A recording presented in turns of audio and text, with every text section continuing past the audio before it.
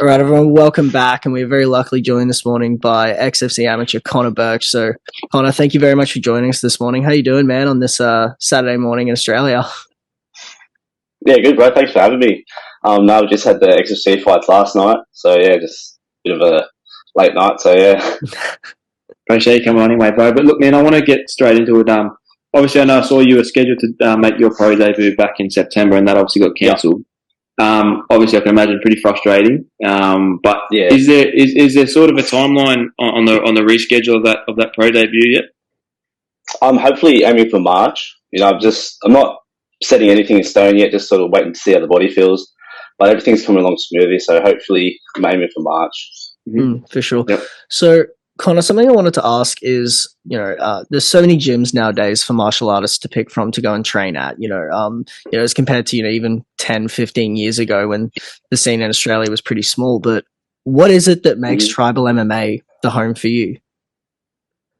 It's just family, it started just me and my dad in the garage, my cousin and one of the other brothers, and we would just train just by ourselves, and then slowly started to get more and more people. Then we're like, maybe we should have a crack at this, and everyone's real friendly, we're all family, we all hang shit on each other, and couldn't imagine being anywhere else, 100%. Look, man, with the sort of touching back to the cancellation of the flight back in September, I know it's with XFC, and you do a lot of work with XFC. Is there any desire to sort of go and do fight on other promotions? I know Beatdown have got a good show coming on March 4th, I believe.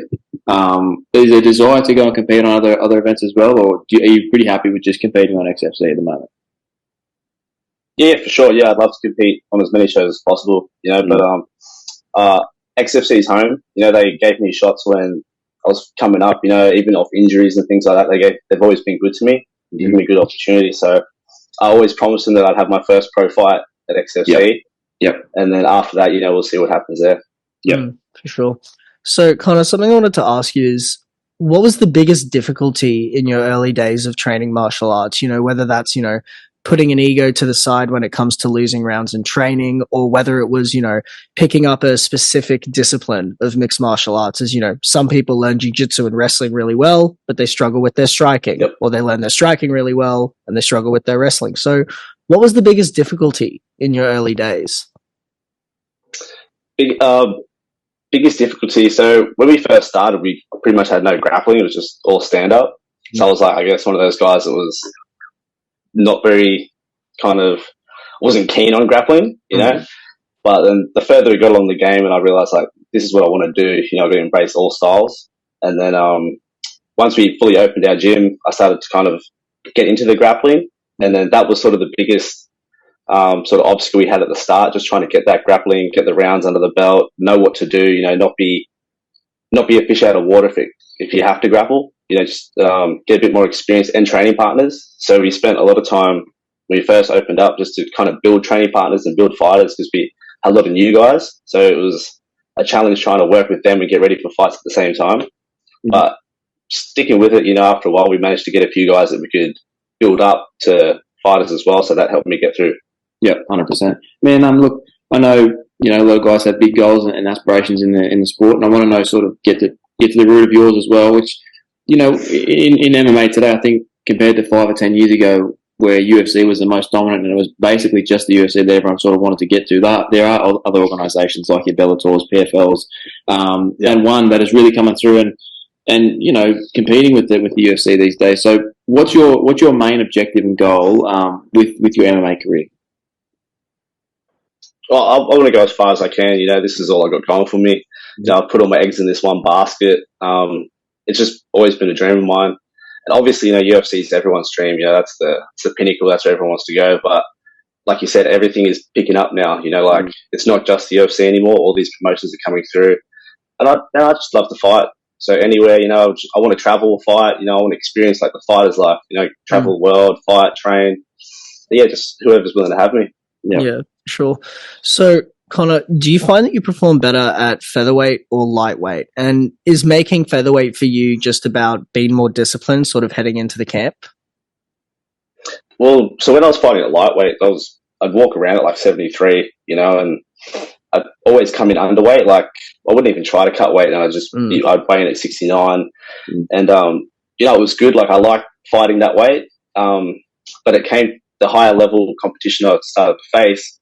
I couldn't fight my style, because they were a lot bigger. I'd have to I wouldn't kind of engage in the grappling because I'd have to carry all their weight and things like that. You're going up against really tall guys and things like that, and I'm not really that big, so featherweight for me is not much of a cut either. It's maybe 5 or 6 kilos. It's not too much. I'm not as big as I think I am. I used to think I was going to be maybe a light heavyweight, but that faded off in the distance. Yeah. I can imagine, man. Look, we'll keep it short and sweet today because I know you're tired. You had a late night last night, so we don't want to keep you too long. But last one from us, man. Look, I want to give the people that that are listening sort of your origin story. I know you spoke about you and your dad training in the garage, but what originally drew you into martial arts and made you want to become a fighter growing up?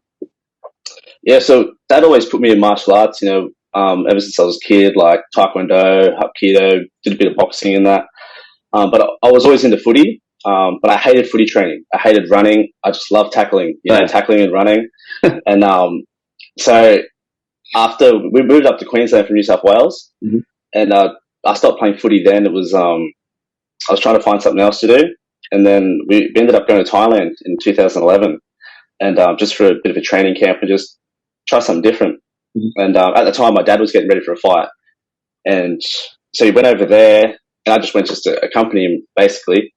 And then I was training with all the Thai kid fighters, and I was holding my own. And the Thai trainers over there were trying to get me to fight, and I was a little bit tentative. I was like, I'm a bit more MMA style. What if I try and take him down? And they were pushing it, but we were only there for 3 weeks, so I didn't end up having one. But that sort of put the idea in my head, like maybe I can have a crack at this. Maybe it's not too out of reach for me. And I enjoyed the training. Like a big thing for me with footy was I hated training, and I would just play the game. Yeah. And Dad always said that would never get me to the next level. You couldn't just rely on talent. But with the MMA and the combat sports, I actually loved the training. So it wasn't hard for me to wake up early and put in the hard rounds or stay up late and work. It just matches. I just love it. 100%. Look, man, thank you so much for coming on today, man. I know you had a late night. Oh, John, thanks for having me. No, we appreciate it, man. Look, great attitude. I love talking to guys like yourself who are coming up, and you've got a bright future ahead of you. And I like that you put all your eggs in this basket because it's you got no plan B. You're making this your sole effort, so you're gonna do everything you can to achieve it. And we can't wait to see it, man. So appreciate your time, man. And next XFC we'll be there, and we'll make sure to link up with you. Cheers, right. Thank you. Thanks, Conor. Appreciate it, man.